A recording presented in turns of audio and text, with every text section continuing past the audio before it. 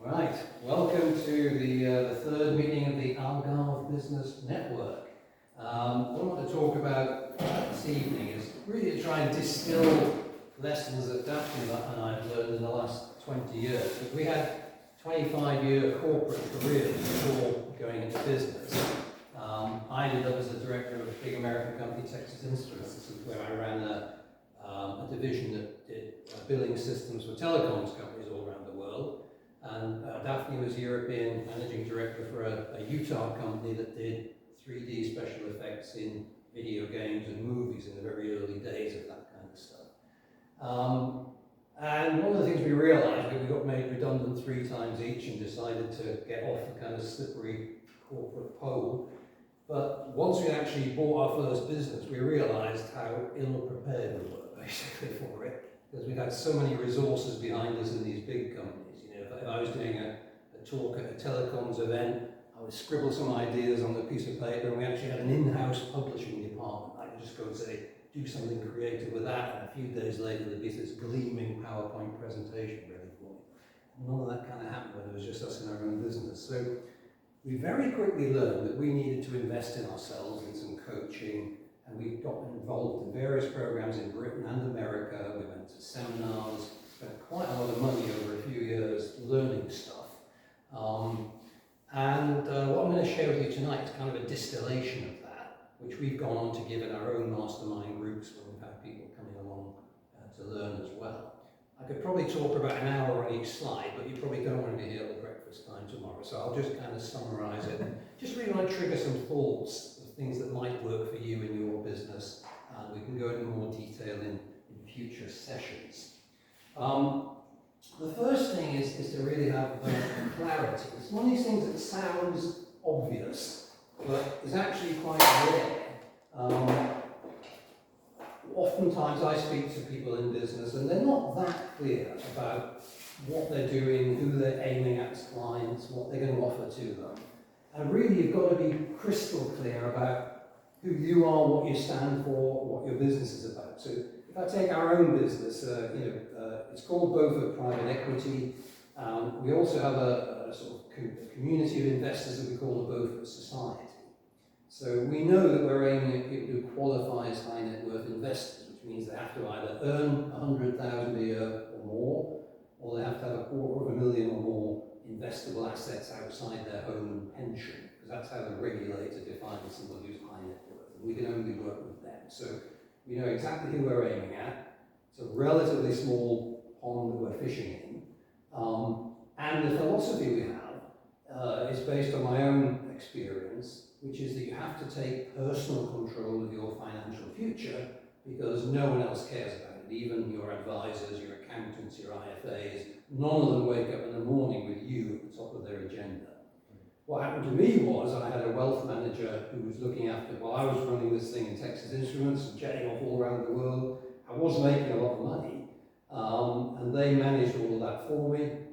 They put it all into the NASDAQ in the 1990s when it was growing all the time, which was great.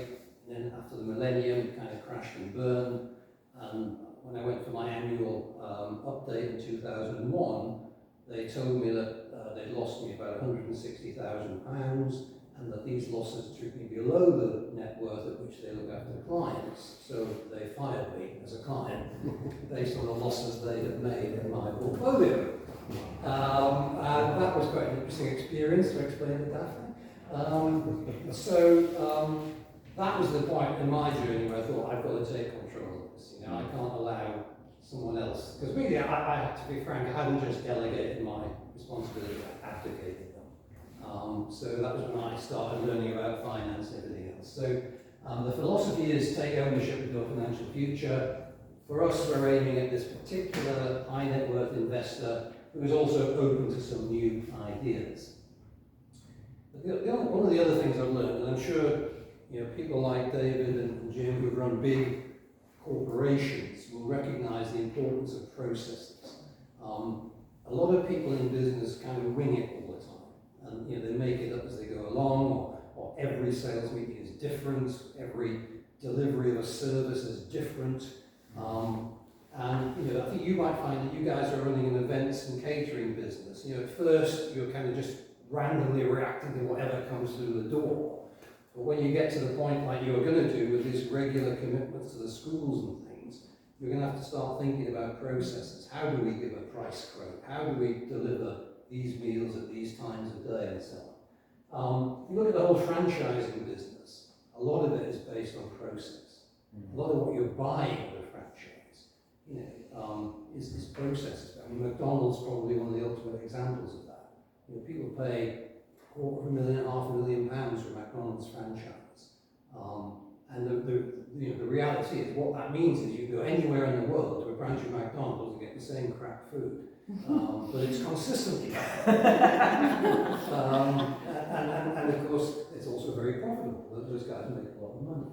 But what you're trying to avoid is variability, where one client has one experience and another client has a very different experience. And the more you can define and document your processes, the more that really is going to be helpful. We were forced into this in our first business because we ran a medical weight loss clinic just at the time a whole new bunch of regulations came in after the Harold Shipman affair.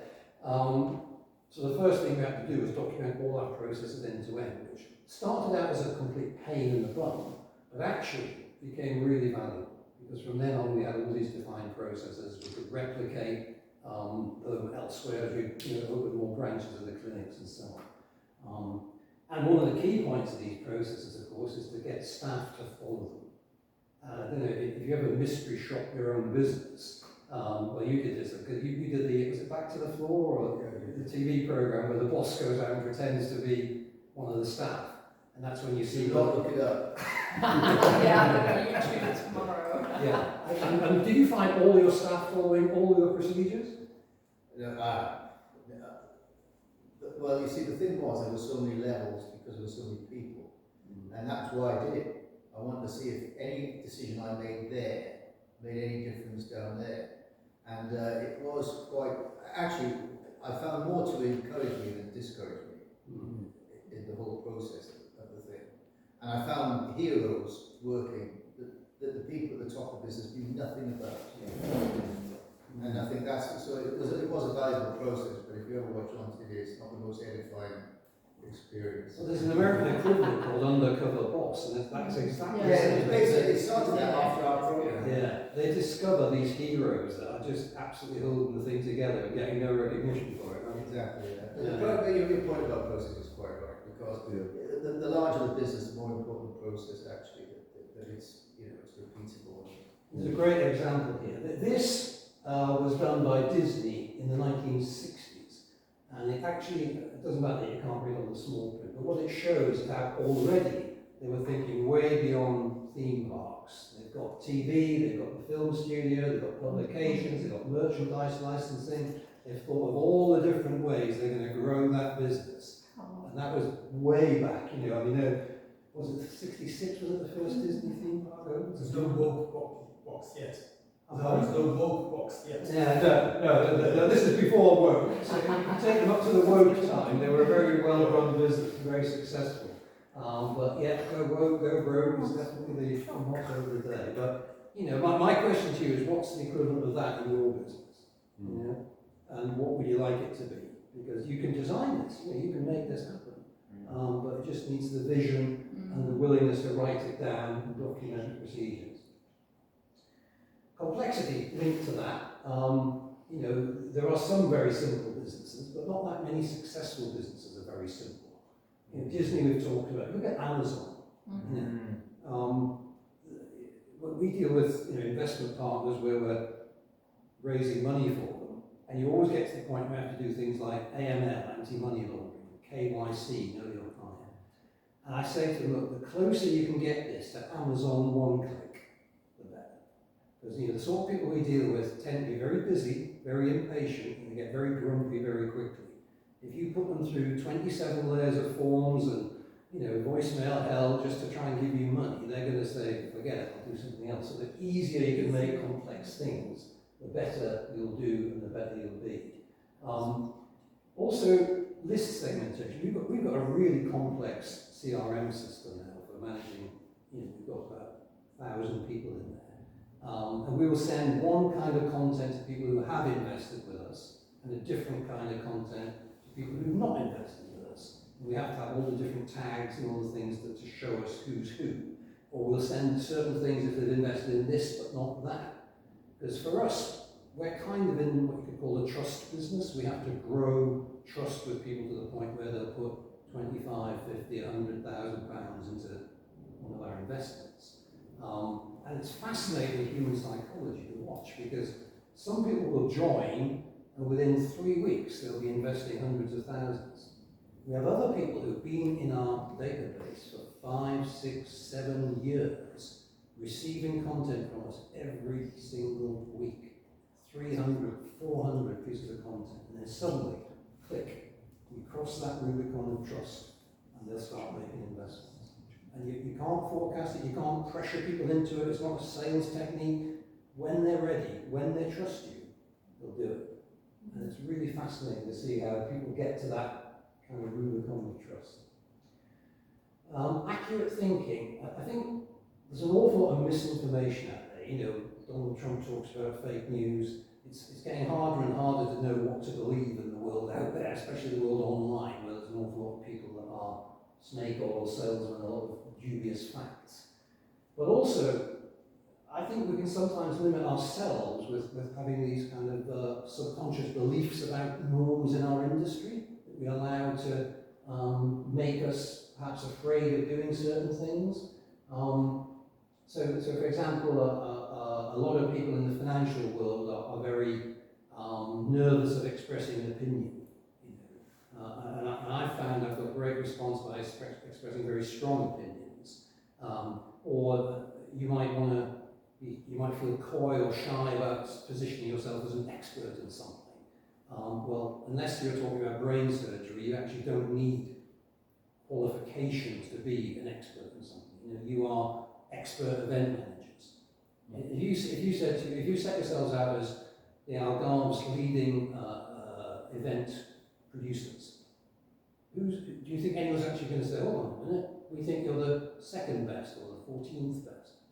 They're not going to say that. They're not going to do that. You can make claims about yourself that you know, you shouldn't be shy in coming forward with those things, or just accepting someone else's position. You know, so you've got to just be willing to go against industry norms. And also, this is an interesting one, because you know, people often say to Daphne, when are you going to retire? When are you going to slow down? You know, when are you going to hit the golf course? You know, and the answer is, well, when we stop enjoying what we do. You know, and we're enthusiastic about it. Our American business coaches have this term civilians, meaning people who don't own their own business, who don't understand what it's like. You know, a bit like, I suppose, if you're in the armed forces, you know, civilians or people who have no idea what you go through. And it's true, I think that we've got a lot of friends that, you know, I've got my cousin and her husband work in academia. They have no clue what our life has been like, the pressures you face in the business, you know, this month's payroll, or this quarter's VAT bill, or something like that. They never have any of that. They have different pressures looking after hordes of kids in schools, but you know, we are enthusiastic about what we do, and it obviously helps if you are as well, and you look for these opportunities. This is a really powerful one. Own your own universe. Have a whole bunch of things around you. This is the Disney model. So that, you know, for example, I do a weekly video on YouTube. I just uploaded my 700th YouTube video a couple of weeks ago. Been doing one a week, sometimes one a day, for about 10 years. We do a quarterly printed newsletter that goes out in the mail. People hugely underestimate the value of good old snail mail. So few people do. How many things do you get through your letterbox that are interesting, that are worth reading? Very few. And also, I'm just launching a new podcast. This is one of the restrictions we found is Google has just stopped any attempt to use Google AdWords to promote unregulated financial investments, because they think we're all scammers. So what we're doing is we're starting a new podcast called Diary of a High Net Worth Investor, which will very obviously signal who it's for. And then we'll advertise the podcast, and it's a very short leap from the sort of things we'll cover on the podcast. So they think, maybe I should sign up with these guys. So we're going to kind of just go around, I shouldn't say this from a regulator, but we're going to kind of go around the FCA and Google a little bit. Community is really vital. If you think about it, you know, human beings like being in tribes. I mean, we're in a tribe here, you know, we're in Mark's tribe, and all of us are in Jesus' tribe above that, you know. So the golf course is a tribe, the golf club. You know, we like being in tribes. And if you can build a tribe in your business, then you have a really powerful asset. And for us, the most powerful thing we have is our customer database. We've already had it stolen twice by disgruntled former employees. Attempted stealing. So you know, it's very important. And the more you can do to make them feel like they're members of something, that it's not just a transactional relationship where they buy stuff from you. If you can make them feel so that's content, that's live events, it's phone calls, all that sort of stuff. My own story I use all the time in talking to people about this. You know, the fact that I lost all this money, got fired by my financial manager, had to take personal ownership, blah, blah, blah. All your backstory can come out. You know, you've all got fascinating backstories as well. So do use them. Don't be coy about using your own story. It can be, you know, the Americans love a rags to riches story. It doesn't go down quite so well in Europe, but something where, you know, something about your background, how you got to where you are now. People are interested in that. People love stories. We've all got stories to tell. One of the weakest areas that most small businesses have is sales and marketing. And you know, most of what we covered in the coaching sessions, most of what we learned was how to get better and better at sales and marketing. Part of that is being a promoter. You know, whatever you think of any of those individuals, they've all been great promoters of products and services. And you probably need to become that in your own world. And also speed and sense of urgency. This is why, you know, when lawyers qualify, they have their urgency gland removed from their neck, you know, so that they will go as slowly as possible and keep them running as long as possible in your job.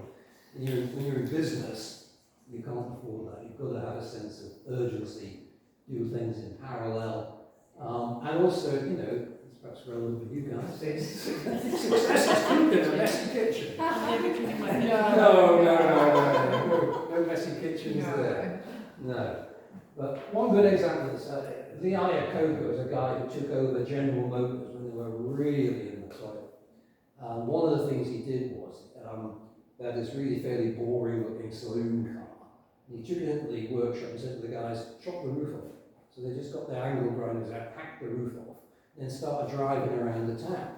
And they got so much attention in this car that people thought, wow, that looks really stylish. So they said, right, put it in production. So they produced this convertible thing, and suddenly they had a best-selling car. You know, that was just one example of somebody taking some rapid action to turn something around. And also making decisions. You know, if I had a plan for everyone that said, oh, I'm still working on the website, you know, oh yeah, we'll have it ready soon, you know, it'll be ready in 3 months, 6 months, whatever. You know, you've really got to get to the point where you know what you're doing, you make decisions, get them done, and sometimes almost any decision is better than, you know, waffling around for ages and procrastinating. And finally, a slightly more esoteric one, it's all about status and position. People like to deal with people who they perceive as being important. They perceive as being a leader in their field.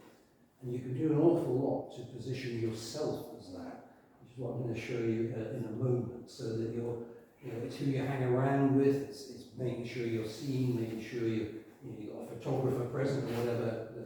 This actually is encapsulated in a little formula called ACE, which is authority, celebrity, and exclusivity. And what has worked really well for us is working on positioning with these three. So if you look at authority, the key of that word is author. I've personally published 3 books. This one we started out with a French property business. We had to educate our clients about what it all meant. It's a bit similar to that hotel in Quinta del Lago that's selling rooms on a leaseback basis where you can get a rental income from them. We were doing that with things in the French Alps and the Côte d'Azur. So by writing a book about it, we A, helped to educate our clients, and B, positioned ourselves as the experts. So that begins with And then there was an intermediate one where I interviewed leaders in the financial world for YouTube, and then I just transcribed the videos and put that into a book. And then this one we did a TV series on Sky. It was kind of like people's financial life stories. It was fund managers, it was business people, it was everyone from John Inverdale, the Wimbledon commentator, various other people. Again, I just transcribed it and put it into a book. But it's a massively effective calling card positioning statement if you're a published author. It's never actually been easier to publish books now, either yourself or through Amazon. And then the celebrity part, you're not trying to be the Kardashians, but within your little world, you can become a celebrity. So, for me, I'm not exactly Joe Rogan. I'll get 250 YouTube views on a good day. But when I go to our event, where we've got 100 of our people in the room, there'll be people there that want me to autograph their book or have a selfie or something like that. So within that tiny little microcosm, I've got a little bit of that celebrity status because of all the content I've done and everything else. An easier way of buying that, if you like, is to interview important people in your sector and then have it recorded and use that in your marketing. Because what you're saying is, look at who I'm hanging around with. I must be somebody important in my sector to do that. And we all know people, there's people in this church who would be good interviewees. You just, for example, just off the top of my head, David used to run one of the biggest catering companies in Europe. You're in a catering company. Imagine if you had him say, something nice about you. That would become very powerful for your marketing. So it's kind of thinking about all the people you know and how you could use that. And then exclusivity. People like to feel they're part of something special. So for us, it's the high net worth people. For you, it might be the kind of people that you cater to. For you, you've got the flowers that you do in a certain way, or how you're going to do your property development. And if you know who your best clients are, you can focus your marketing on attracting more and more of them, and by definition, repelling the others. So if somebody comes to us and says, I've got 500 quid to invest, I know we can't help them. So we say, well, the Hargreaves Lansdowne or something. There'll be places you can go with that, but we can't help you. So in summary, I hope there's some sort of triggers there, thinking about how you can position yourself and your business, use the processes, use the content, create a little universe around yourself to position you and your brand, and get yourself in front of the right kind of clients that are going to make a difference for your business.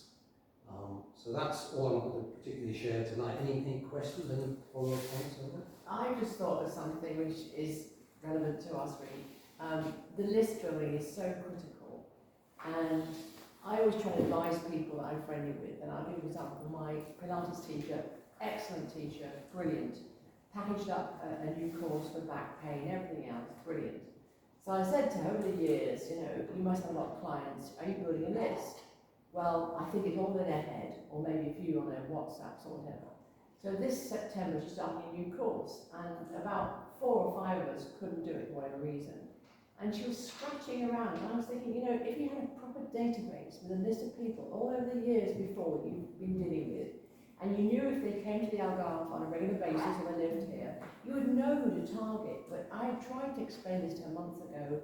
You might as well just talk to the wall. And now, of course, she's had to cancel the whole September course. She hasn't got any clients because she relied on the 2 couples that we used to go with and another lady. So I'm thinking, why don't people just do something as simple as building a list and keeping track of all their clients? I don't know what it's like over here, but you do have to register with the IOC, is it? What's it called in England? No. The company that you have to register is keeping people's data on your... Oh, the ICO. ICO. So, it's just as simple as that. You just register, say, you keep in a list of people's data, you let them know they're on the list, and you keep in touch with them. And she's been mailing us throughout the summer saying, don't forget September, I'll be doing another course, blah, blah, blah, how you doing? Nothing. A good example of that around here, I think once in my life I've been to a restaurant where they've actually asked for my contact details. Once in an Italian restaurant in Richmond. That's the only time it's ever happened. I think all the restaurants around here. Has your hairdresser ever asked you for contact details? Some of these people just never build a list. They're missing such a trick. So that's definitely a key key starting point. If you've got any kind of thing where you're looking at repeat business, build a list, and even if it's just an Excel database, it's plenty of cheap CRM systems. Yes.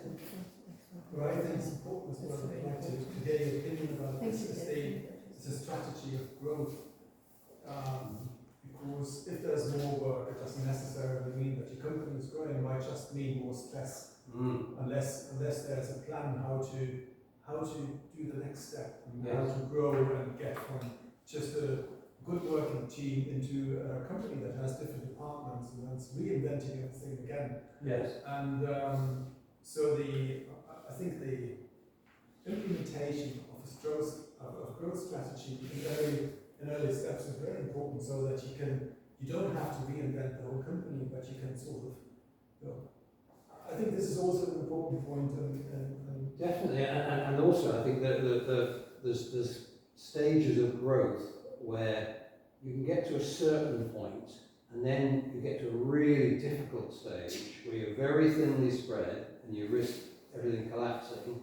If you can get through that, and I've heard some people call this like the desert, and then you get to the other side of that, you can start building really big businesses that become enormously valuable. But there's a point in the middle there, and it depends on the nature of your business. But you know, if you're a hairdresser, you get one very busy salon, you have a second one, now you're commuting between two, then you're commuting between three, and you get reliable staff, and you have documented procedures, etc. So yeah, managing growth.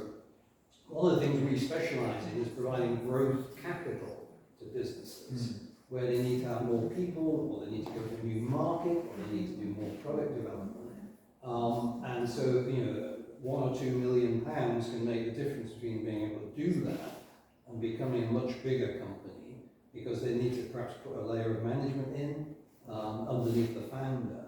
And then you eventually get to the hardest part of all, is where and in fact this is relevant to a guy that I'm trying to bring out here, who's a business coach.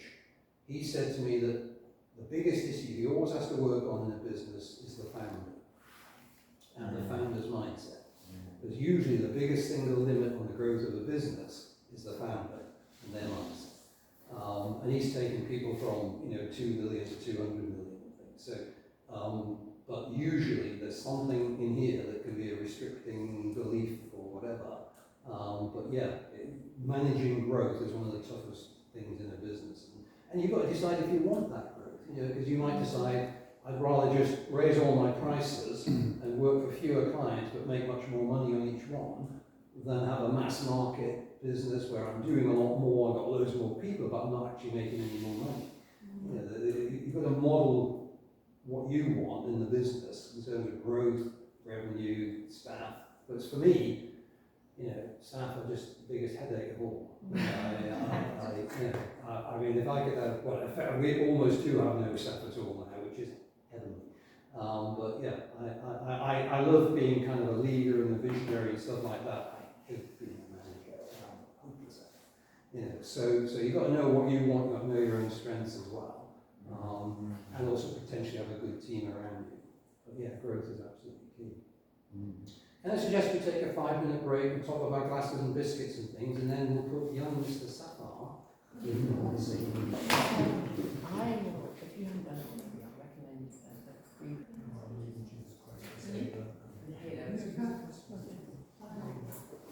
Okay, so now it's time for the interactive part of the evening, the hot seat. And in the hot seat this evening is Paul Safar. So Paul, why don't you start by just telling us a little bit about your business, what it is, what you do, and how you've been growing it over the years, and where you're at today. I have a regulated financial advice firm, which effectively is me giving advice, which I've had for about 30 years. So I look after people, a lot of whom are in North London, about 70 people. I look after their money. I wake up every morning thinking about it. But it's not on the top of your agenda. No, so it's called financial planning, or the distilled thing, that the term that I use is I call myself an economic consultant, or economic advisor. So economics is what you do with not very much. So what you do with something that's limited. So I try and find out from people what they've got and what they want, and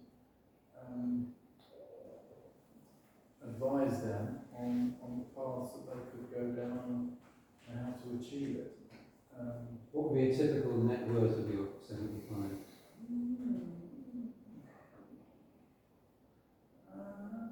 Well, somewhere between, well, I mean, I don't have a minimum, so I will advise some young chap who wants to buy his first house. I mean, I look after, my probably average portfolio would be something like 300,000, but I mean, I manage a few million for some people. But I mean, it's not, managing the money is just one bit of what I do. What I do is try and get inside their heads and help them understand if, I mean, there's a chap who I met a couple of years ago, and my first question was, you know, have you got anything better to do with the money? And we explored various options. You know, why don't you try giving some to your children? Why don't you try this? This is your interest. Why don't you try doing that? Because my guess was, if I invest it for you, you'll die with it. And is that really what you want? So, helping people understand what money is and what it can do, what their money can do, what their money can't do, what kind of trajectory they're on. But, you know, listening to their heart, listening to something, you know, what do you really want to be doing with your life? If not, can you do it now? If not, are there financial decisions you could make now that mean you could do it at some point, or is it likely to be forever unachievable, and, you know, maybe you need to adjust what you've got as a vision? Do you find people are sometimes, or oftentimes, not very clear on what they want, and when you ask questions like that, how often do you find they are a clear view of how they want their life to go versus they're just sort of drifting along? Different people. I mean, you get some people who are, some people who I advise in their 50s, they're thinking about their wills and estate planning and you know, what happens if they weren't there tomorrow. You know, they're thinking about that at a very early age, maybe not 50, but younger than that. Other people who I advise, they never want to have that conversation.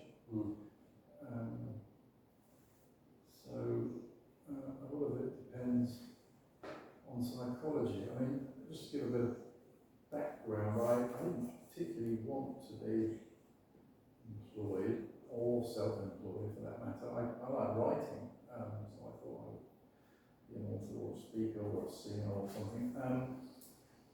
But I like church really. I have a passion for the growth of it.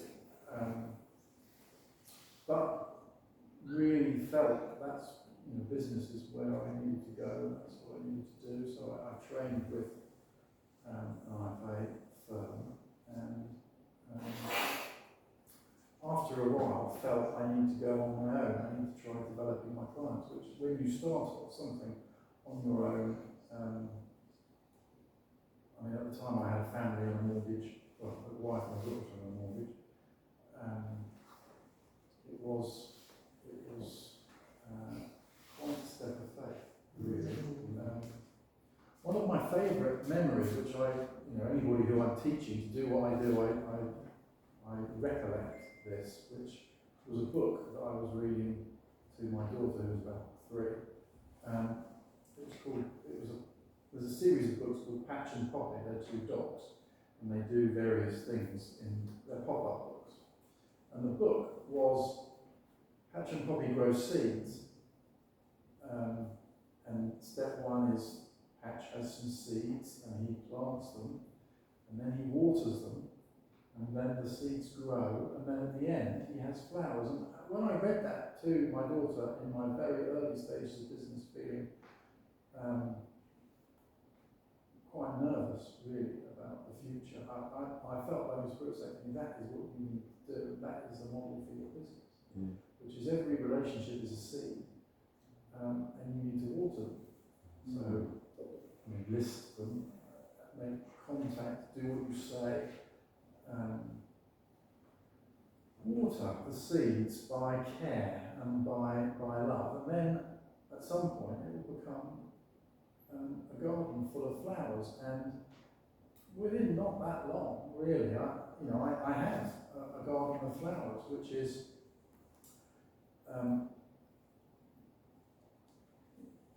something that I'm regularly approached by people wanting to buy, because it is, I charge recurring fees for doing what I do, and it's doing okay. But I mean, you've got people who are always, I'm their first port of call. So somebody dies, they come to me. They inherit something, they come to me. They get promoted, they come to me. And it's a privilege to help guide people. Yeah, I suppose I'm slightly surprised that the number of clients is as small as 70. Is that a full-time role to look after 70? Well, they ring me up and say, "Can I buy the pool?" But I mean, no. I mean, if you run a regulated business, I manage, 20, 30 million, so that requires work. But I mean, any day you've got somebody with a life event which will require work. And if it's regulated, everything has to be documented. Can I ask a question? When it comes to IFAs, everyone's got a plane crash story, okay? Everyone knows someone who's lost all their money, or everyone's lost it themselves, or someone not good in the early stages, or whatever. What do you think made people in the early stages trust you and come to you?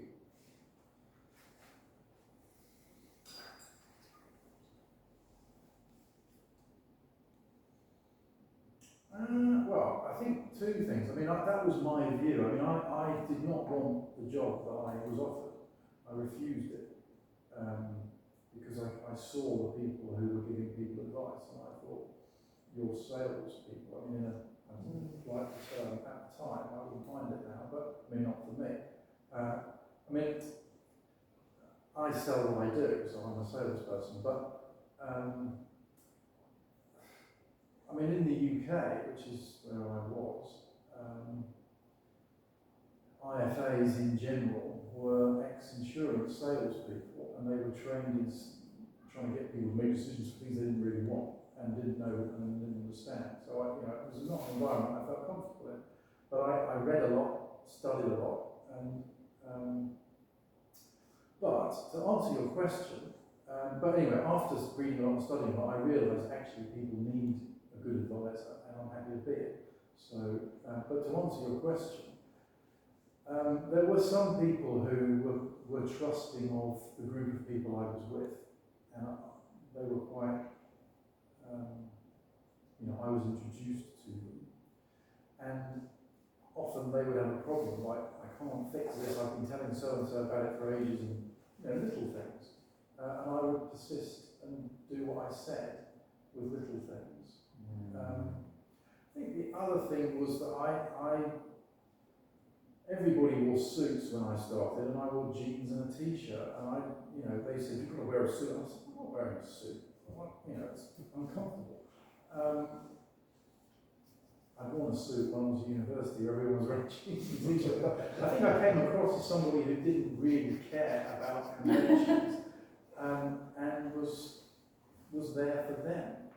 And you can demonstrate that easily. Did they know you were a Christian, Paul? I mean, this is an interesting point, because I think I sort of feel like you can always feel something a bit different, and if they knew you were a Christian as well, I think that might make people feel a bit more rightly or wrongly. I mean, there's for good and bad, as we know, but I just feel it might be a bit of a counterfactor. I don't know. No, I mean, I shared my faith.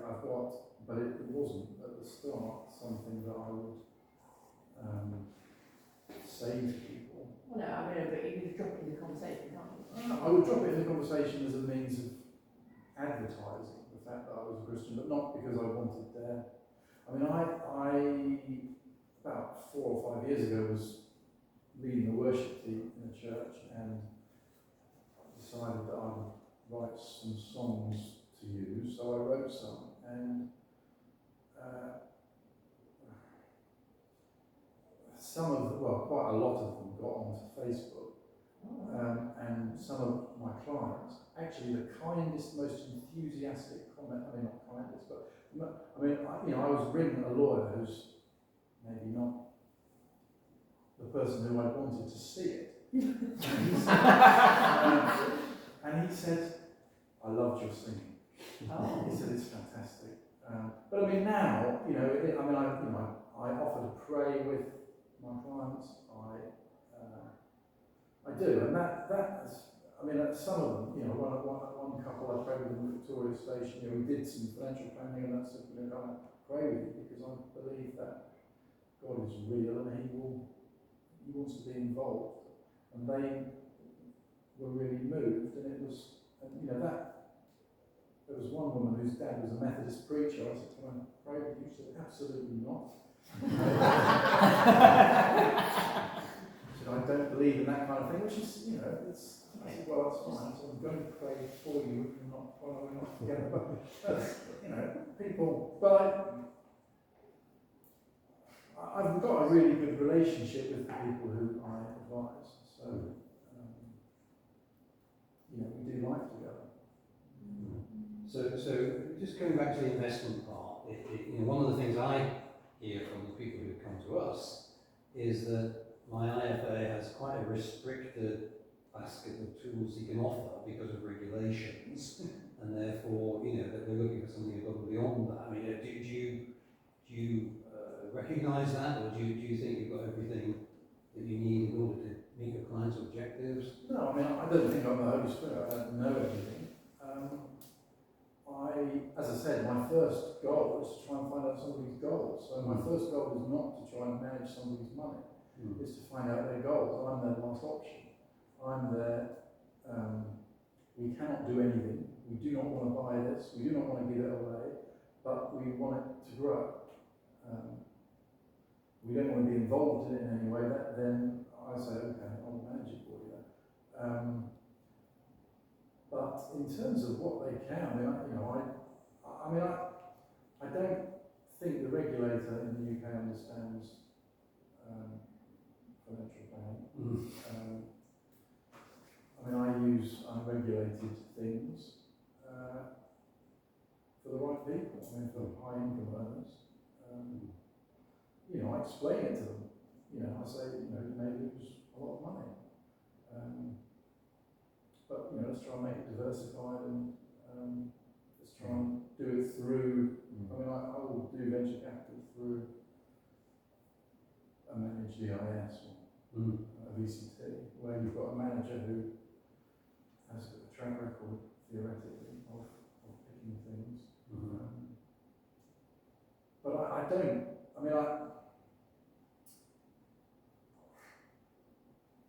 If you read a financial textbook, it will say, do this, have some of this, have some of that, have insurance. I don't believe you have to have insurance. You have insurance if you want something to have benefit if something happens to you. But if you've got no one who you want to benefit, why do you need insurance? Or,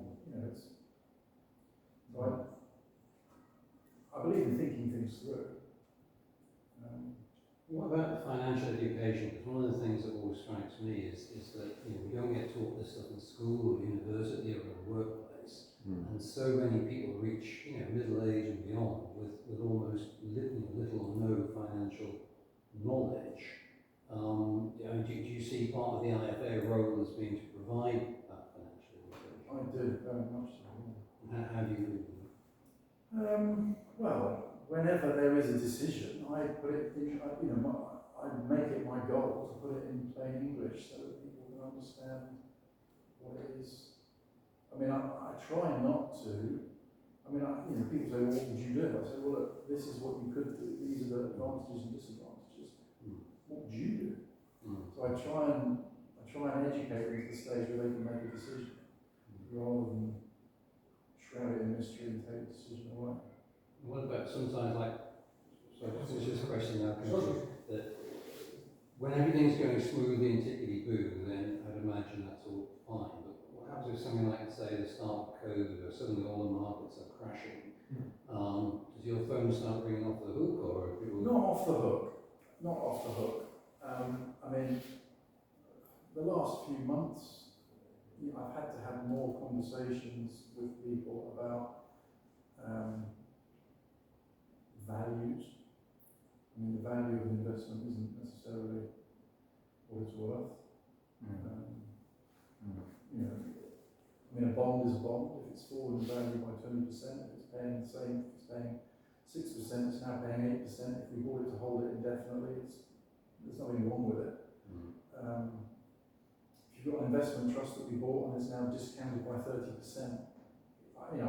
the phrase I've been using over the last few months, it's like the Harrods sale. I mean, you've got stuff that I really like, but it's at a discount at the moment, but it won't be forever. So,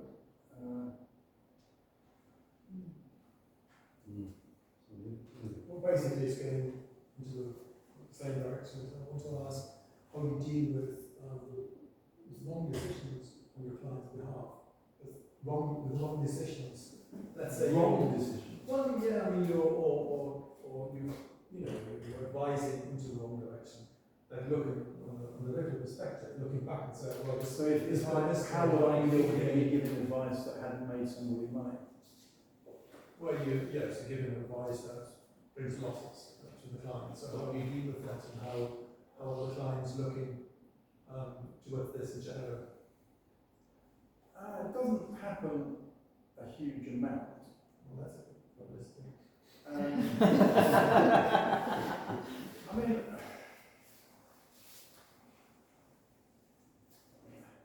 I make sure people do things with their eyes open. So, they'll say, what will this produce? And, if it's a gilt, I can tell them. But if it isn't, I can't. And I'll say, I don't know. I'll say, this is what I expect. But if we get certain economic circumstances, it will not do this. It will do the opposite. Can you live with that? And if they say no, well, then we don't do it. If they say yes, well, then... I mean, I have one particular lady who she did have one investment that didn't go very well. We bought a portfolio of things. I mean, it was EIS, so she got lots of tax relief. Then we went into the pandemic, and the particular businesses that they were in did very badly. I mean, she was moaning throughout. This is really risky. And I said, well, we had these conversations at the start. I had other people in the same investment who were, well, of course, this would happen in a pandemic, But I mean, sometimes you just need to tell people the truth. I mean, the truth was she knew. I explained clearly what it was. She didn't lose a lot of money in the end because, it was probably down 50%, and she had 30% tax relief going in and 20% tax relief going out, so she's probably broken even. And she knew, it was clearly explained, you're going to get a lot of tax back, but it's not a bank account. People like to blame someone for something, they've been told clearly at the beginning, but they must sort of blame on someone. There's also human nature that the pain of loss is much higher than the benefit of gain, So I think in a way you're in a no-win situation. You are. I mean, because I don't mass market, and I know people I'm advising, I generally don't set myself up for trouble. So, I met some people not long ago who, I don't know, it's the spring, and they said, look, we've got this lump, can you invest it? And I could tell they were not experienced investors, and they really trusted me, and they really, we'll do whatever you say, but I could tell it just wouldn't be fair for me to take their money and just say, well, just trust me. So I gave them loads of options, and they said, well, we want to do the U option. And I said, well, look, interest rates are now quite high, so why don't you, for half of it, put it in, you select some bank deposits that are going to give good rates, and you come to me whenever you find them, and I'll check it for you. And the other half I'll sort out. So that's what we've done, and they're really happy with it. And but I know that they don't have that kind of stomach. I put people in venture capital who tax really is a really big motivator. Which, this woman told me it was at the time. And also inheritance tax, she told me it was at the time, although it does nothing about it. So, but it's, any kind of business where you're serving customers, you have to read people and work out how to please them and retain your integrity. So what about just around the room? What have your own experiences been like with IFAs? Who's actually worked with an IFA? Had an IFA manage money for them?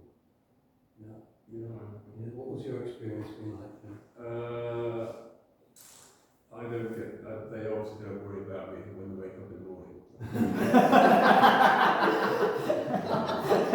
I think I'm certainly more proactive than they are. I get a report every 6 months, and the last couple of years it's not been good really.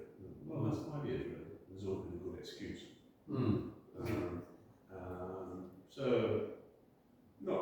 but I've been one of these investors that said, well, it's not money. Deal with it for a bit, I'm okay. I don't need it, I'll just get on with it. Maybe on reflection, just picking up on what you've been saying earlier, might have been useful too. And I've got a reasonable financial brain, but not necessarily my own. No. So it's been okay. It's been safe. It's not, but it's nothing. How much interaction do you have with the person who's managing this money? When I ask for it. Oh, right. Nothing proactive. It's all real. Not really. Probably every 6 months or so, we will exchange emails maybe, which is usually a report of how it's going. But not too much. Large firm based in Kinford, by the way. Oh, okay. Interesting. Right. What about yourself, Dave? What's your experience? I've had mixed experience, but I've had good. I've had one very poor experience, which cost me quite a bit of money at the time. Although, you look, hindsight's a wonderful thing. I don't think I did quite as badly as I thought at the time. I mean, I invested in something where I lost a sum of money, which it wasn't really hurt money. I went to a scheme around the time where you had all these film schemes, you remember, that made a lot of money, I put a lot of work into an intellectual property thing, but it was around music, because I've always loved music all my life. And I ended up backing 3 musicians, a DJ, a female singer who was going to be the next Adele, and a band. And I put a lot of work into it. But the scheme was seen to be tax avoidance. Always remember, tax avoidance is legal, tax evasion. They decided this was tax evasion. So we came out, after a lot of wrangling, we came out of it. I lost my original stake in it. But I was in the same scheme as Gary Barlow. He lost 21 million, so I thought I did okay. But also, wasn't it awful how he was made such an example of to try? Well, this hand wringing the unfortunate, but we'll go into a different subject. Tax avoidance is perfectly legal. And as I say to people, who make a big thing about it, I say, you've got a mortgage, they say yes, well, so you're a tax avoider then. So, because that's tax avoidance as well, So stop being so prissy about it. The simple fact of the matter is, nobody should pay more than they need to pay. Right? You should pay the season the things that are seasonal. Don't pay more than you need to. And if you're going to have a civilized society, you've got to encourage entrepreneurship. If you encourage entrepreneurship, you've got to give tax breaks. If you give tax breaks, you get tax loopholes, and you'll always find, therefore, people who try and find ways to exploit tax loopholes. So that is just the nature of a civilized society, actually. So as I said at the time, when I see people being castigated in the press, the business press as well, about the fact that they avoided, the Jimmy Carr, I think it's an absolute disgrace. And also the irony is, Britain does have some great tax avoidance schemes, SIPs, ISAs, EIS.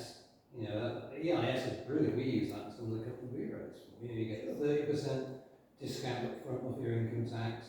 no capital gains after 3 years, you get loss relief if anything goes wrong. So there are some great schemes.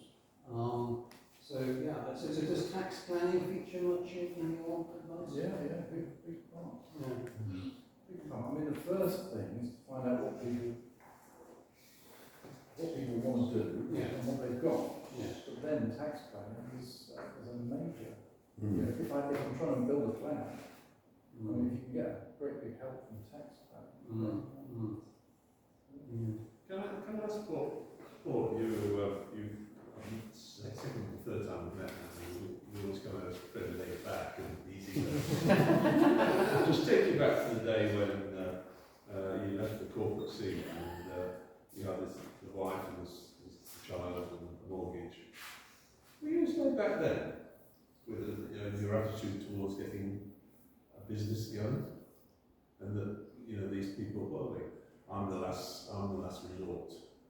If they really want me, I'll look after them. Well, no, I mean, When did you change? You just,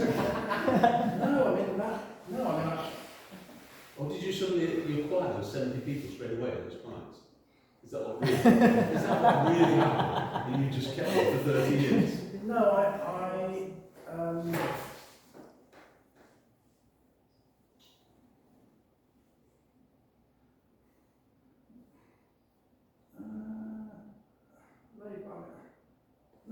when I was married, they said, I mean, it was one of the best man speech jokes that when I was driving, if I was any more laid back, I'd be horizontal. So it was, it's just, that's my personality. But I mean, I'm driven.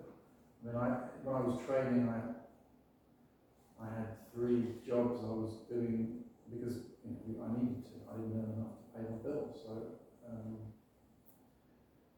So I always worked, and I've always worked many hours. I think I charge for my advice, so I may be laid back, and I may say to people, I'm the last option for investing it, but I'll still charge you for talking to me. Which may be one-off, but if you want to keep talking to me, you can keep paying. So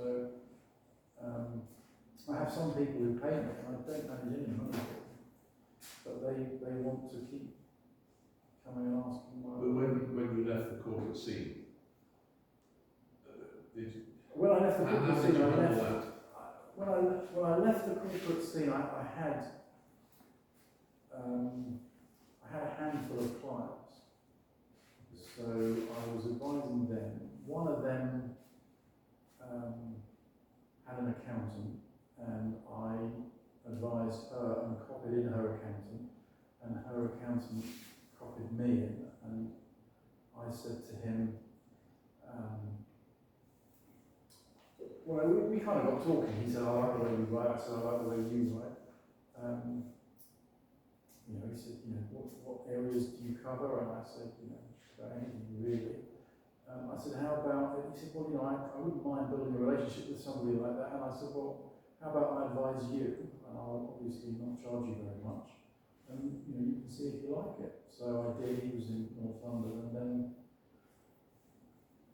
I made him an introducer once he was happy with what I was doing, and he referred me to people.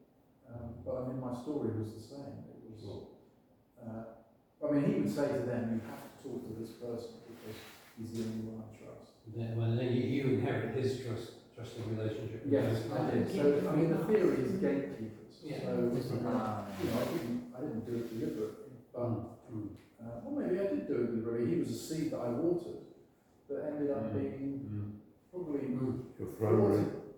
your primary source of new clients. 40% of the people who, some of the people who I advised, one chap who I advise, I like very much, but he doesn't really make any money, but he's referred me to loads of people. In fact, it's funny, referring is funny. I don't ask people to refer me, but I have some people who, almost everybody they meet, they seem to refer me to. Other people, I've been advising them for years, they've never referred me to anybody. So, that is just a part of human nature, I think. But, so what about, you're providing this really close personal service, clients are in North London, you're on the southernmost tip of Europe. How does that work? Well, I was in South London. I was near Gatwick, and when I started advising people who were in Barnet, I tried a couple of times to go and see them, but it was just a pain. And I said, look, I can talk to you over the phone. It would take me 2 hours to get there, 2 hours to get back, and in the 2 hours I'm going both ways, I had people ringing me, who I wouldn't talk to until I got home.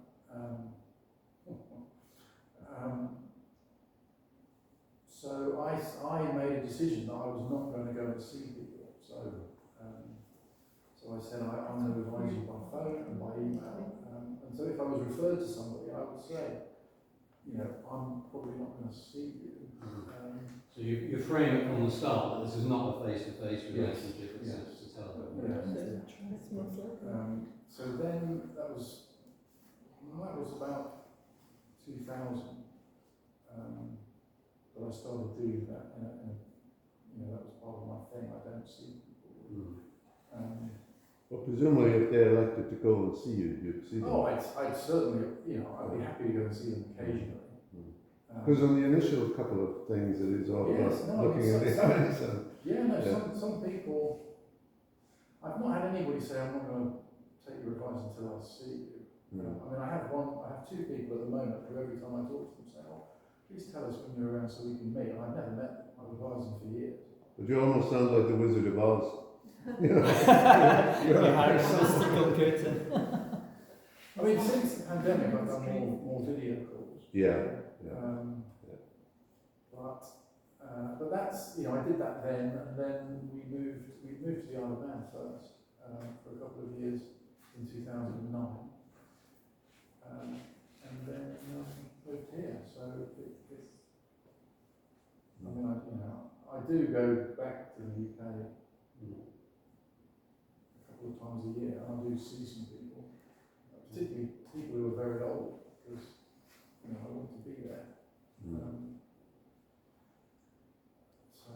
So the other thing you've done in parallel with this, and it's perhaps part of my relax as well, is that you've been building a property portfolio in parallel with your core business. So tell us a little bit about your strategy there and how that's developed over the last period. Well, I like property, so we've kind of made money in property by buying houses, doing them up, and Dawn was done them up, and we moved on. So we did that just with our main house. So property's always been something I've been fascinated by, or had a certain interest in. Commercial property, I find a very interesting thing too. I had a conversation with a friend. In fact, before we moved here, so kind of 2008, I thought I'd like to buy a farm and I'd like to convert it into commercial units. I thought that was a good idea. I went quite a long way to finding a farm and negotiating with the owner, and was quite close to doing it. But then I kind of got some of my clients involved as partners, and I wasn't completely comfortable with it. And then the financial crisis came, the banks became much more fussy, and I thought, I don't think this is the time really. So that was a kind of venture that didn't go anywhere. Then somebody in 2013, a friend of mine, said to me, it's amazing what's happening with commercial property at the moment. And I said, what? And he said, well, we were kicked out.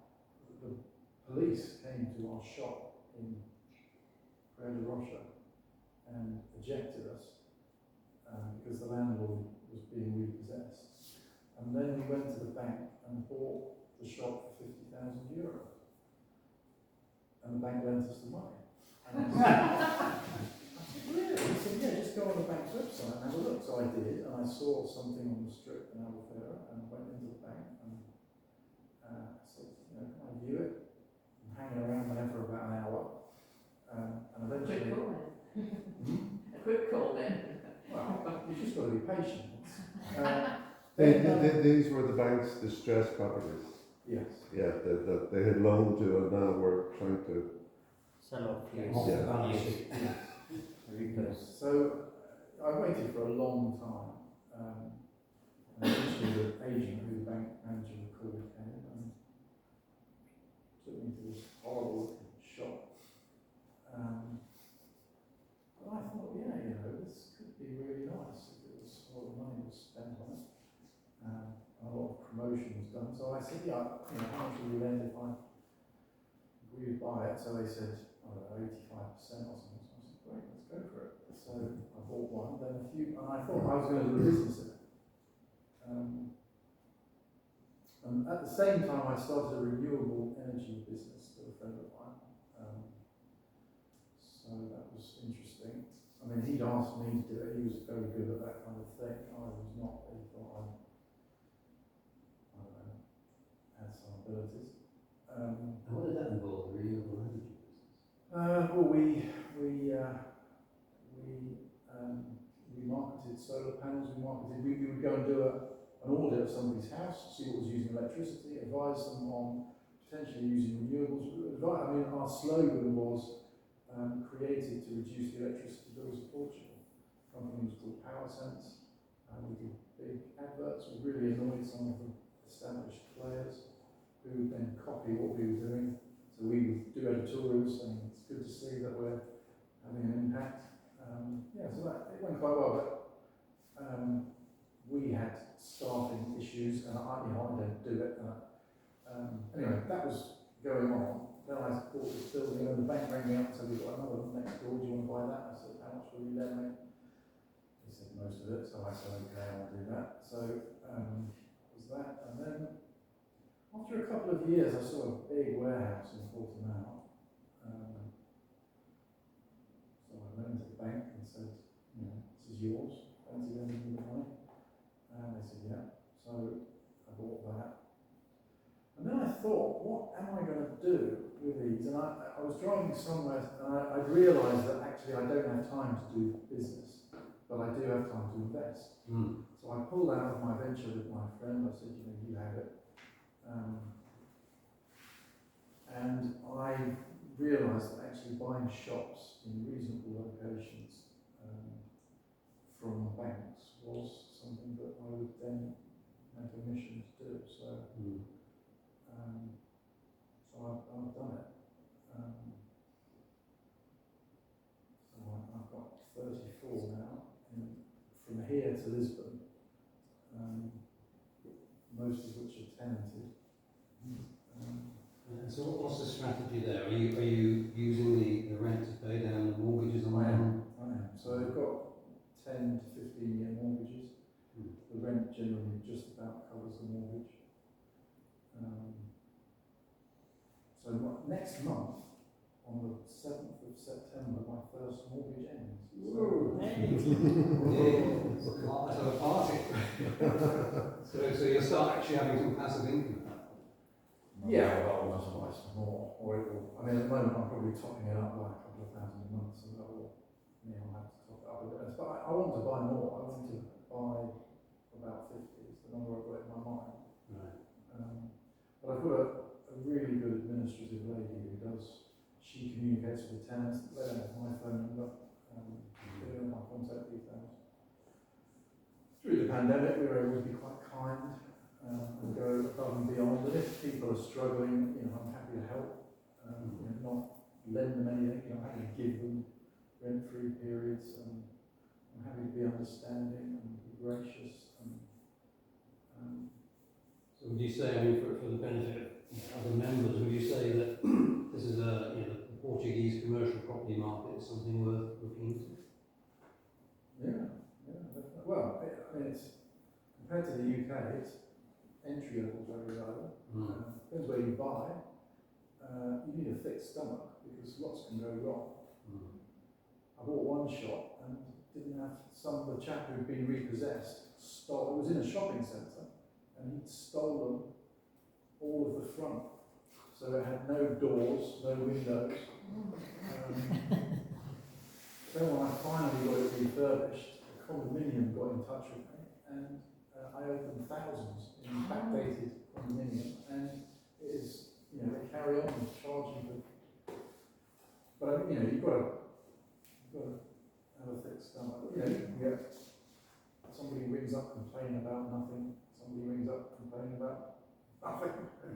But your admin lady deals with all She that. deals with all of that, but I mean, she'll tell me, you know, she'll tell me for 20 minutes about somebody complaining about this. Sometimes it's material and I need to act. And sometimes trying to act is difficult. You know, somebody can be cut off from electricity and you're trying to solve it. But I mean, I've had a good network of workers. So, What is your strategy in maximising the rent income? Are you refurbishing them slightly, or are you picking certain kind of shops which are neglected and then you're trying to market them? Well? yes, my capital allocation strategy has been to spend all my money buying them. Right. So I bought one in November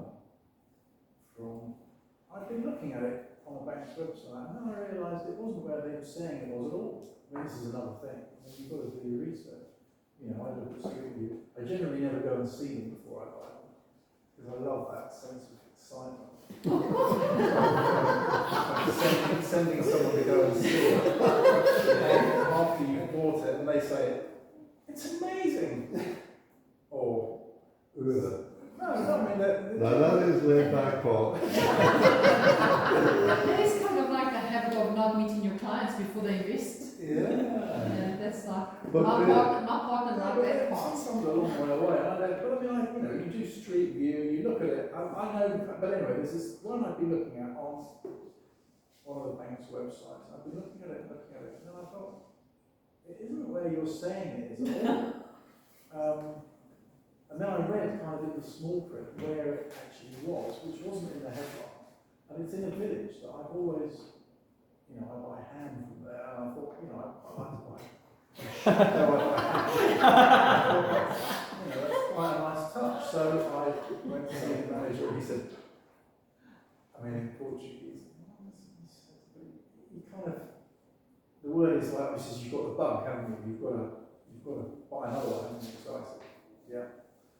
So he said, you know, what do you want to offer? He said, it does need work, you know. Well, he rang up the property person and he says, it doesn't need work. I said, I don't know, but it looks solid from the pictures.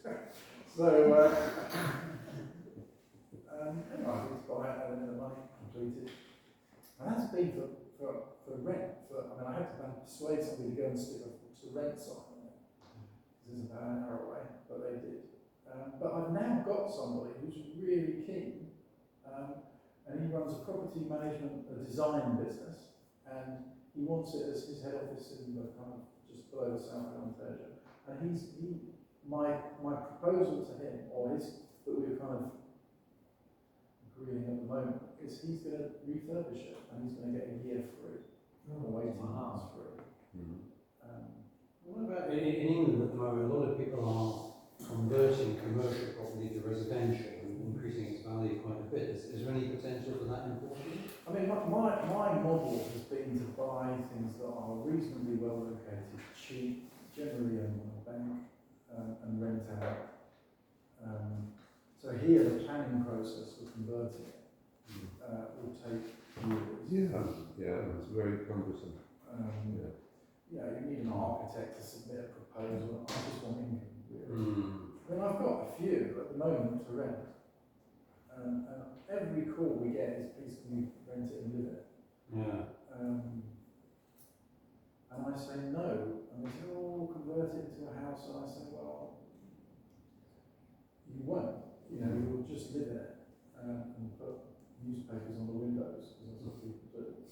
It's also a big problem to get the people out. Then I rent it on a residential basis. Yeah. Then I can't evict it. Whereas if it's a business, I've only had to evict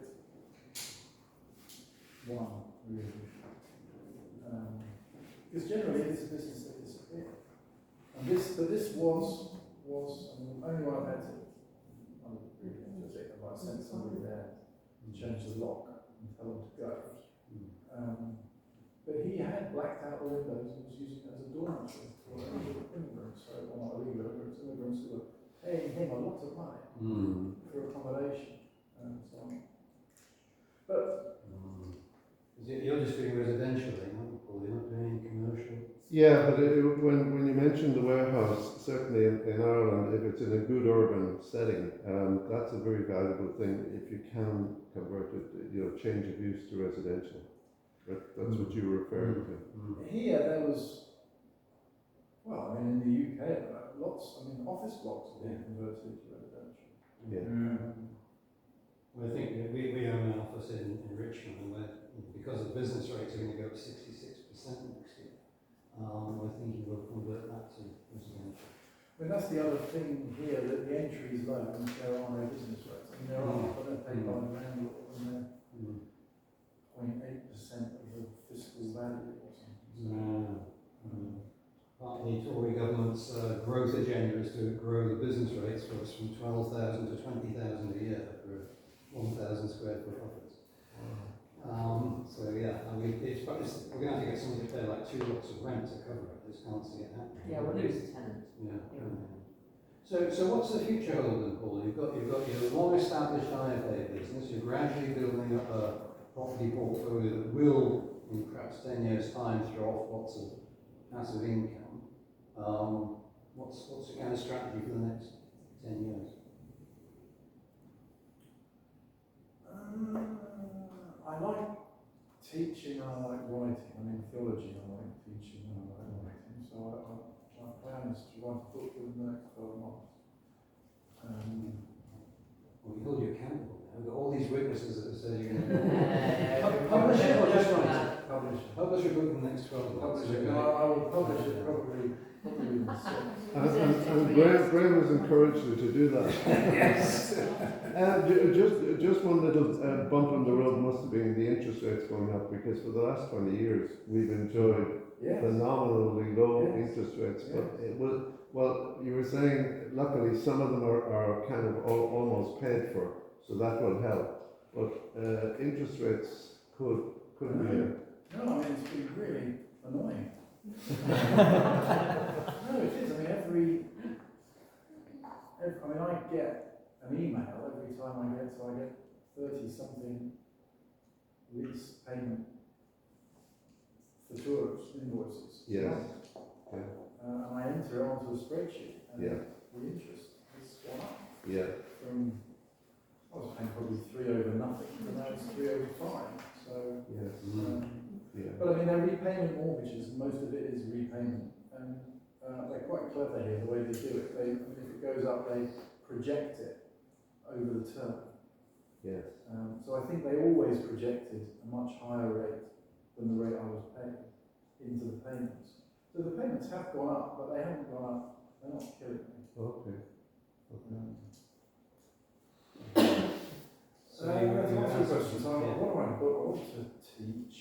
I mean, if you're in a regulated business, well, I am, I mean, there are months or days, or certainly weeks, when I think I just don't want to pack it in.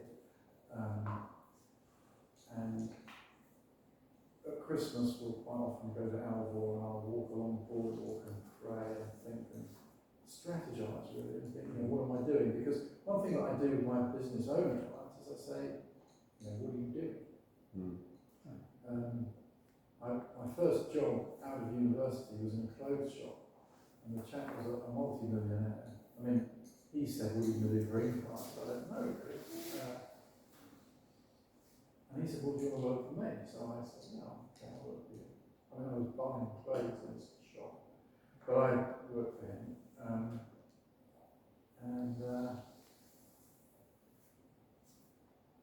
There was a day when he was in his 70s and he wasn't very well, and he insisted on coming in. And I said, why have you come in?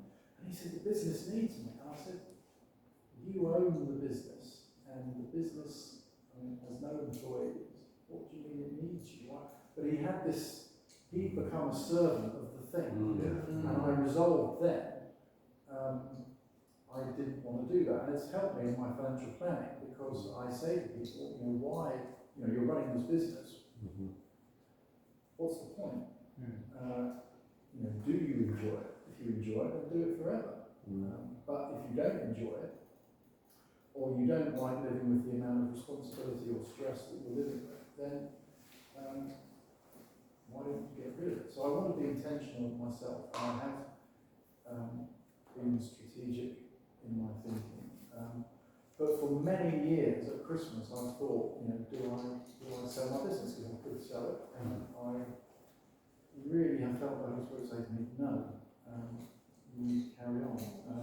But this last year, my feeling is I've got 3 years of carrying on growing, and then I need to start trying to sell. So that is my current plan. So I'm 8 months into 3 years of that. The property portfolio, I mean, if I sell it, I can pay off all the debt on my property portfolio, so then that will I could just about do it now, but I'm carrying on because I feel. Who's going to buy your business?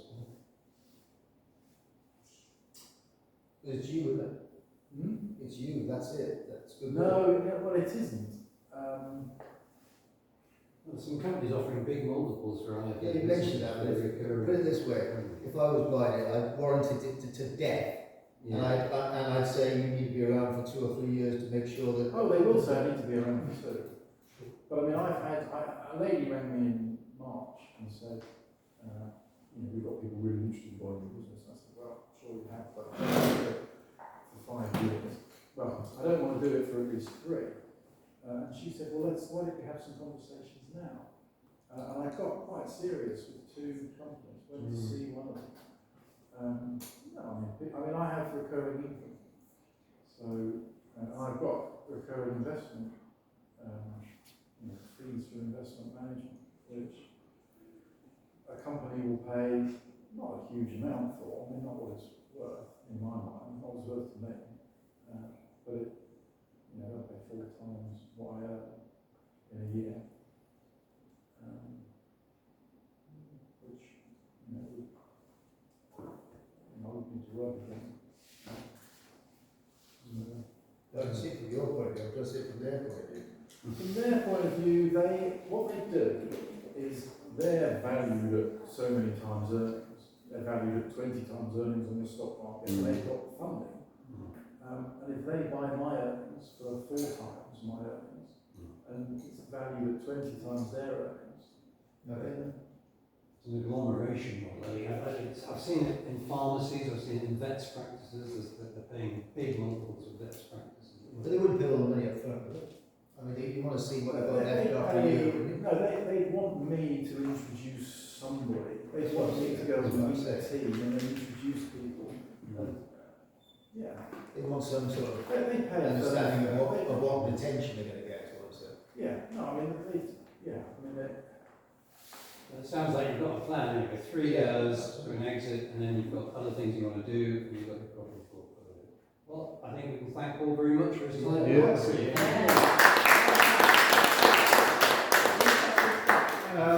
Paul, just looking at you there, it didn't seem to be a hot seat for you. A cool seat. It's a chilled seat.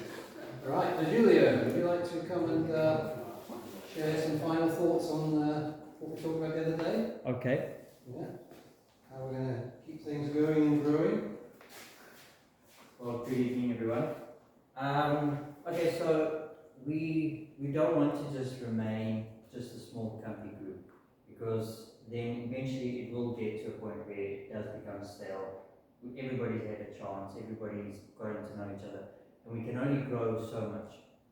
So one of the things we are is, and we're wanting to do, and I think like any business, as a group we want to grow. And so we're busy looking at a couple of options. So one of the things we are looking at is going around, and because we're a bit of a Christian group that are getting together, Christian businessmen and women, we're going to be going and looking at other Christian churches and saying, right, we have a network. Even though we're a little bit based at the moment, but we don't know where and what we're going to grow to and what facilities then eventually we'll be using. But we want to grow where we invite others in communities, that in the local communities, and if not further, where we have, I know there's the one in Lisbon, Graham spoke about the one in Ireland, and there are communities that are growing like this, that are encouraging one another in the business sector and to do business And so we're going to be going to other churches. We're going to ask also Pastor Mark, perhaps he's got some contacts, people that who would like to be part of this and would like to go. So it's not denominational based. It doesn't matter which church you attend. Obviously, we are Christian based, but it's not subject to one place and one church. Okay, so we are looking at that. Then we're going to be looking at updating the website. So there we'll have a page that will eventually have a network group. So you can, for example, Bill and Monique, they can go on and they do events. If they want, they can have a contact detail, and just it helps people to connect with one another. Paul, if you want, Eugen, if you want, and we all put our details on, and then we know, okay, if I need something, let me go look at the list, or if I need to contact somebody with regards to A, B, and C. Then, as you saw, we've got the camera up, okay? We're going to be able to put this onto YouTube. It allows the guys that can't make it to the evening, to the session, but they still want to be connected, they still want to hear, they still want to hear what went on. It allows it, and then so we're going to be posting it onto YouTube. We will put a link on the website. We're going to put a link on the WhatsApp group. If you're not on the WhatsApp group, you want to be part of that, come to me, I'll get you on there. And it allows also, the WhatsApp group allows us to just chat or ask something, or just an information like we had earlier on, where Graham said, okay, use the top gate, okay, bottom gate is open, that's also accessible. So it just allows us to communicate. Obviously, we prefer no spamming, all the extra stuff. We don't need our phones full of additional stuff. And then the other thing is we are looking at a Facebook page that might help us market a little bit more. And then also we're looking at maybe possibly having one or two other organizations, like connecting with the Irish group, making friends with them, maybe even Irish, right? Okay, but also maybe bringing in a guest speaker. Okay, Graham's working on the one gentleman, and it allows us to also connect and get different ideas. We have so much to offer, but so many people have different views, perspectives, and good tips and ideas that could help, and we could help them too as well. So that is where we're trying to move forward, and we want to grow. We want to see more people blessed, more people coming together and just sharing and just networking as well. Okay, and then yeah, that's about it. One event I just mentioned to get in your diaries, if you're interested, is the 12th to the 15th of October. Yes, Into the Largo. Euro Partners have got it was a huge kind of Christian business entrepreneur organisation, so they're going to be in Quinta del Largo. Unfortunately, we have a live event in London on the 12th, so we can't be there that day, but we're going to try and get back at least one of the days. But that's certainly, we'll get you more details about that. And that's one of the organisations we'd like to partner with. Another thing I would say is just if you know anyone that's in business or is self-employed, please tell them about the group, because even when we announce it in front of 200 people in church, not everyone kind of somehow gets it and actually comes along, so personal invitations do really work well. I think that's almost like Paul said, you can be the seed that brings more people in. That's right. That's right.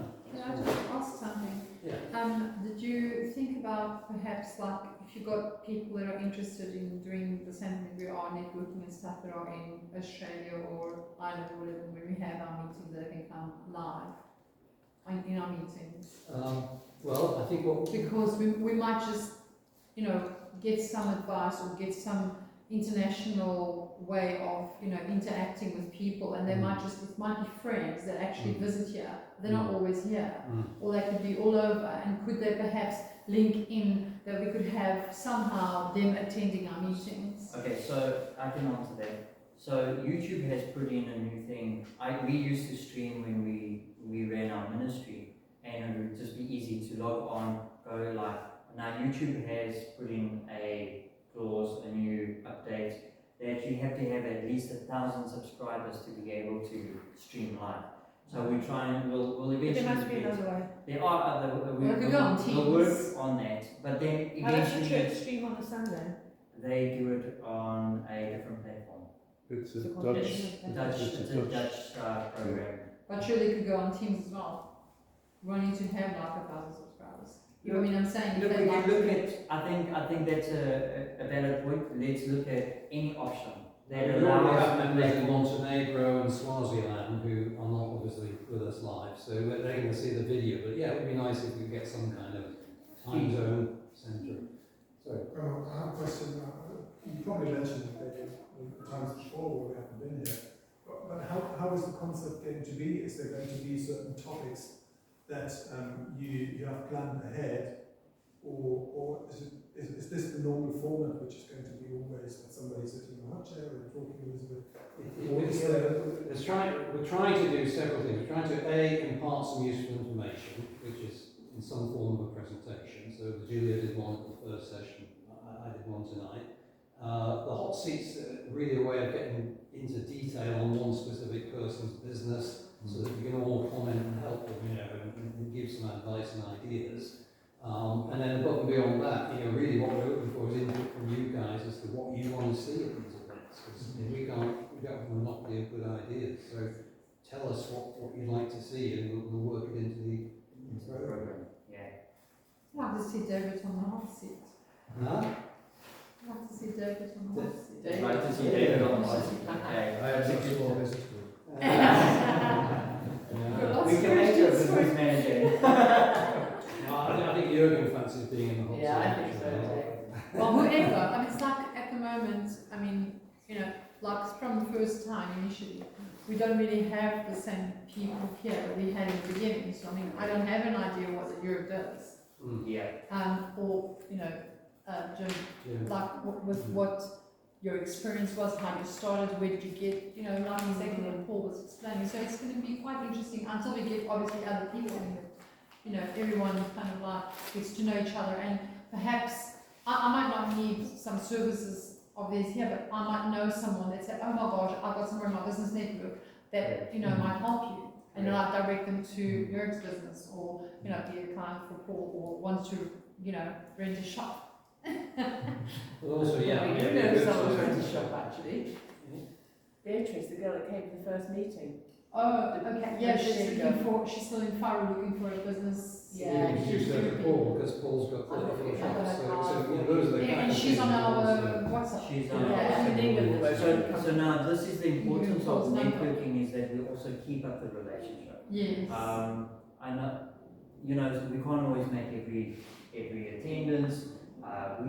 We all have lives, but keeping up that relationship is vital as well, because you may be the very key to the next person. You may require, and it's also when we get to know one another, we get to know how to work with one another, Yeah. and that's important as well. I'm not saying that we're all going to get business out of each other, but it's good so that we can at least, if anything, point you down the right track, down the right road. And also Meet the right care, care for one another. I think, that, it's important for us to know that our people in our group are, they might be already obviously successful, but other people might just, want a bit of extra selling of flowers, or more, bridal places, wherever the case may be, where they can supply the flowers or us for the events, or wherever, or Paul the shops. So it's nice to just care. I think there should be a differentiation point as well between a normal business network or any other class, because we are brothers and sisters here.